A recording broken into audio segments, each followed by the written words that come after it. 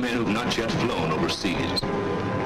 These are shots of our planes flying through Flak over France and the Low Countries, over Germany and Italy, over Jap Islands in the South Pacific. It looks tough. It is tough. This is no attempt to minimize the danger of flak. The gunners are good, particularly the Germans. Their weapons and methods are good. Good enough to lay a shell on a plane 5 miles up, flying 300 miles an hour. Nevertheless, we've got a higher percentage of planes coming back now. There are a couple of reasons for that. One is the plain guts and skill of our bomber crews. Another is the increasing information from our flak intelligence. Bomber crews are forewarned as to what to expect, specifically. They are told, for instance, to begin taking evasive action 3 minutes off the enemy coast. It will consist of 20-degree changes in course, made at least every 30 seconds and held for at least 10 seconds. Here, you are to gain 1,000 feet in altitude. Arriving at your initial point, make a 90-degree change of course, lose 1,000 feet, and continue evasive action until you start your bombing run. Positive statements? The men in this room prefer it that way. They've learned that a bomber formation can't just take flak as it comes. They know that these briefing room statements are based on a scientific study, and they understand why evasive action must be flown exactly as planned. So that those of you who do not know can get the same understanding, let's have a good look at this flak business. Enemy anti-aircraft weapons vary from heavy guns like the German 88mm flak, the German 105mm flak, the Japanese 75mm, to small caliber automatic weapons like the German 20mm or the Japanese 25mm triple pom-pom. There's a great difference in methods of fire between the heavy gun and the small caliber automatic weapon. The heavy gun destroys aircraft by using a time-fused shell to put a large explosive burst in the near vicinity of the target. It must be, and is, accurate to high altitudes. The automatic weapon depends on a dense concentration of fire, flexibly controlled. Its shells explode when they actually hit the target. In heavy anti-aircraft fire, the problem of getting the necessary accuracy requires painstaking fire control. Let's see why. A heavy gun's shell takes roughly 1 second to climb 1,000 feet. It would take then about 27 seconds for a shell to reach the 27,000-foot level. This plane represents a bomber formation flying 200 miles per hour. If the gun is aimed directly at the planes at the time the shell is fired, the formation will have moved on almost 2 miles before the shell reaches their altitude. That's why a gunner always leads his target, like a hunter firing at ducks in flight. The hunter must judge his lead and aim ahead of the duck if he is to hit it. But because of the great altitude and speed of a bomber, the anti-aircraft gunner cannot rely on dead reckoning. His leading must be a careful mathematical calculation. First, the aircraft is picked up in an optical sight and held on the crosshair. The sight keeps tracking it continuously, obtaining its direction and angular height while a stereoscopic rangefinder determines the altitude. At night or in bad weather, the aircraft may be tracked solely by radar. Whether tracked by optical sight or by radar, the information is fed by electric cable to a director. This mechanical quiz kid digests the data and automatically computes the right lead, setting the guns. So they will fire not at where the target is now, but at where it will be at the end of the shell's time of flight. The director will then go on automatically adjusting and setting the guns as long as the planes remain in range. Of course, guns do not fire singly, but in batteries of 4 or 6. Our symbol now represents the heavier fire of a whole battery making a continuous pattern of bursts along the plane's course. Often, several batteries are within range, and all fire with the proper lead, as produced by their own fire control instruments.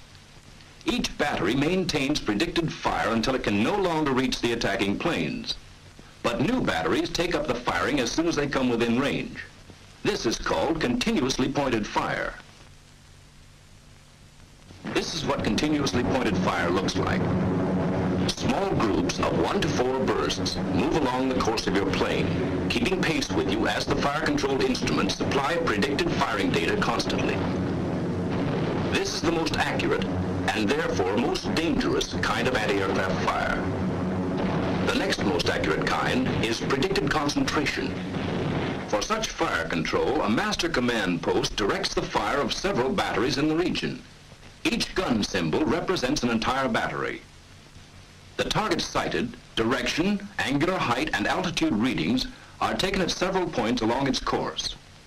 Based on these readings, an actual prediction is made as to where the target will be in the sky a certain number of seconds later, and each battery is informed.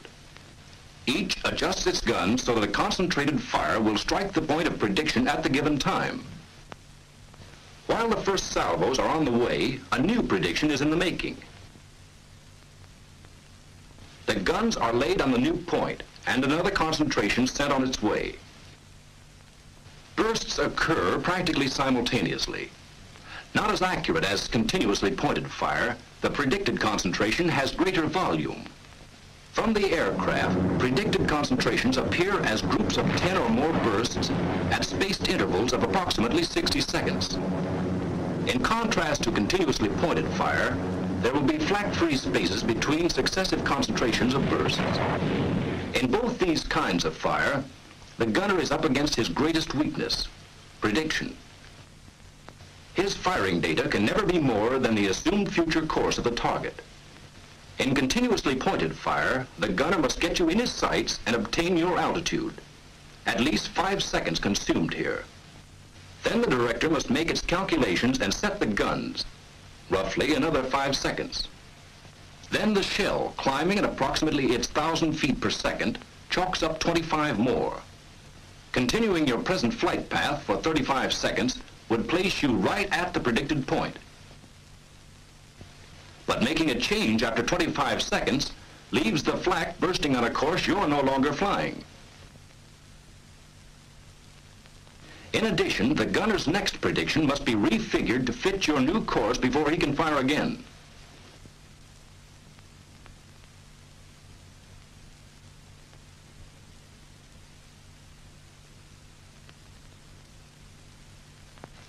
In predicted concentrations, the gunner has an even longer time lapse to contend with.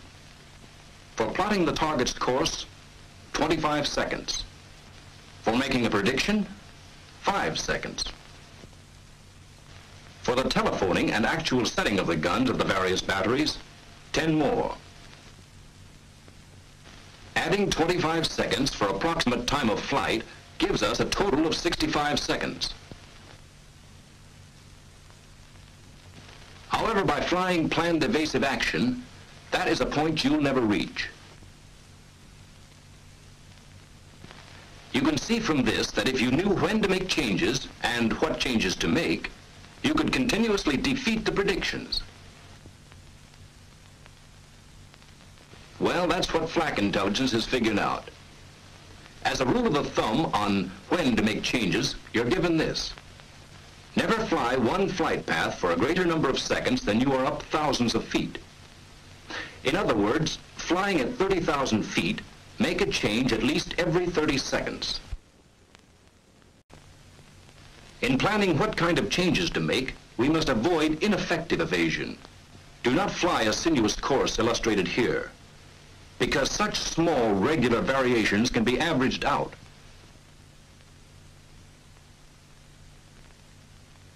The same is true for small, regular changes in altitude.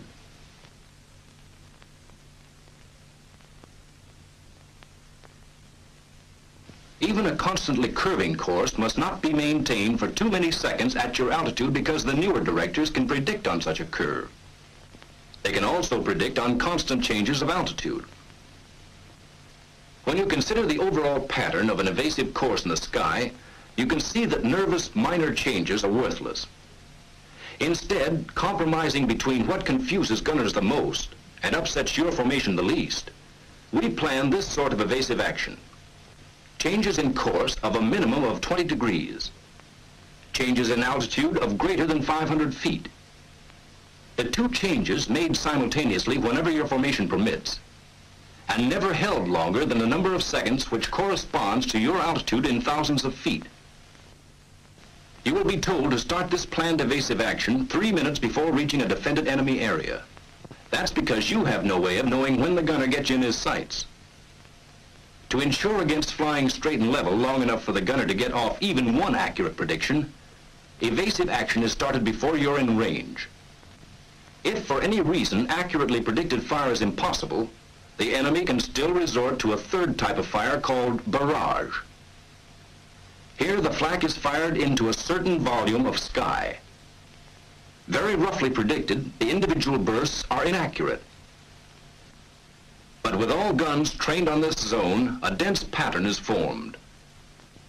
To force the aircraft to fly through flak-filled space, the barrage is usually laid in front of the estimated bomb release line. The chances of being hit in a barrage are not as great as in the other two types of fire, since accurate prediction has been sacrificed for volume of fire. Evasive action will not carry the plane out of the barrage or affect its chances of being hit. The sooner the aircraft flies through, the better. Remember, the barrage hangs in one region of sky and is not predicted for any particular aircraft's course. However, evasive action during the approach to the target can upset the enemy's effort to effectively locate his barrage. If the defense knew your bomb run long in advance, the barrage could more effectively be placed in your path. Evasive action will add to his difficulties. Sure, we know it's easy to advise, and we know that with its sky full of bursts, barrage fire looks like the worst of them all. But remember first, that bursts you see already hanging in the sky are no longer dangerous. And second, that barrage fire is actually the least accurate of the three control methods. By turning away to find another approach, you only keep yourself in the target area for a longer time, thereby exposing yourself to additional fire. Further, you break the planned formation and invite added threat from the fighters. Weighing one against the other, it's safer to fly on through a barrage than to remain in a target area longer than absolutely necessary. The evasive tactics we've seen so far were designed for heavy flak at high altitudes. Bombing missions are planned for high altitudes whenever possible because above 15,000 feet anti-aircraft effectiveness decreases. Flak is quite accurate at 15,000 feet, but it becomes less accurate with altitude, so that at 20,000 feet it is only 1/2 as accurate as it was at 15,000 feet. At 25,000 feet, its accuracy is again reduced by 1/2. At 30,000 feet, accuracy again is cut in half. In general, flak accuracy is reduced by 1/2 for every 5,000 feet increase in altitude.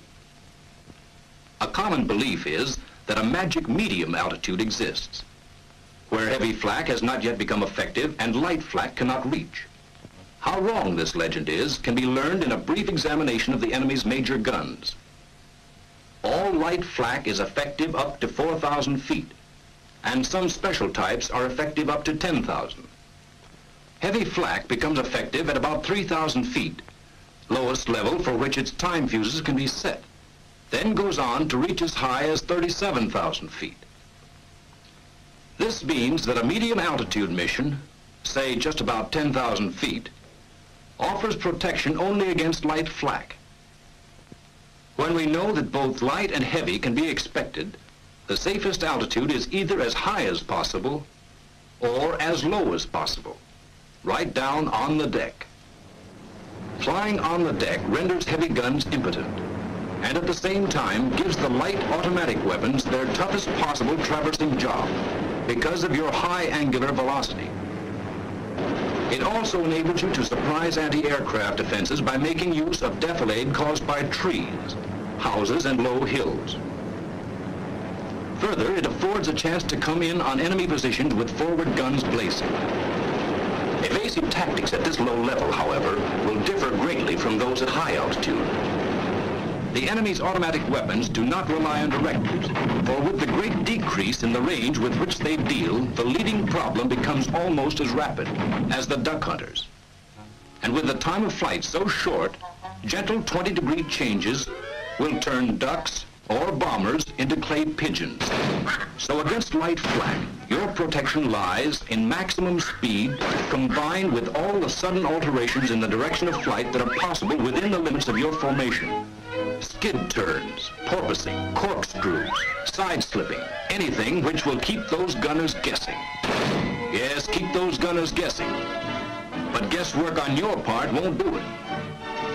Evasive action. Routes to and from the target, the initial point, and the bomb run all must be planned to take advantage of the latest available flak intelligence. And even more important, all must then be flown exactly as planned. Why evasive action must be flown exactly as planned, so that those of you who do not know can get the same understanding. Let's have a good look at this flak business. Enemy anti-aircraft weapons vary from heavy guns like the German 88mm flak, the German 105mm flak, the Japanese 75mm, to small caliber automatic weapons like the German 20mm or the Japanese 25mm triple pom-pom. There's a great difference in methods of fire between the heavy gun and the small caliber automatic weapon, particularly the Germans. Their weapons and methods are good. Good enough to lay a shell on a plane 5 miles up flying 300 miles an hour. Nevertheless, we've got a higher percentage of planes coming back now. There are a couple of reasons for that. One is the plain guts and skill of our bomber crews. Another is the increasing information from our flak intelligence. Bomber crews are forewarned as to what to expect specifically. They're told, for instance, to begin taking evasive action 3 minutes. The heavy gun destroys aircraft by using a time-fused shell to put a large explosive burst in the near vicinity of the target. It must be, and is, accurate to high altitudes. The automatic weapon depends on a dense concentration of fire, flexibly controlled. Its shells explode when they actually hit the target. In heavy anti-aircraft fire, the problem of getting the necessary accuracy requires painstaking fire control. Let's see why. It's off the enemy coast. It will consist of 20-degree changes in course, made at least every 30 seconds and held for at least 10 seconds. Here, you are to gain 1,000 feet in altitude. Arriving at your initial point, make a 90-degree change of course, lose 1,000 feet, and continue evasive action until you start your bombing run. Positive statements? The men in this room prefer it that way. They've learned that a bomber formation can't just take flak as it comes. They know that these briefing room statements are based on a scientific study, and they understand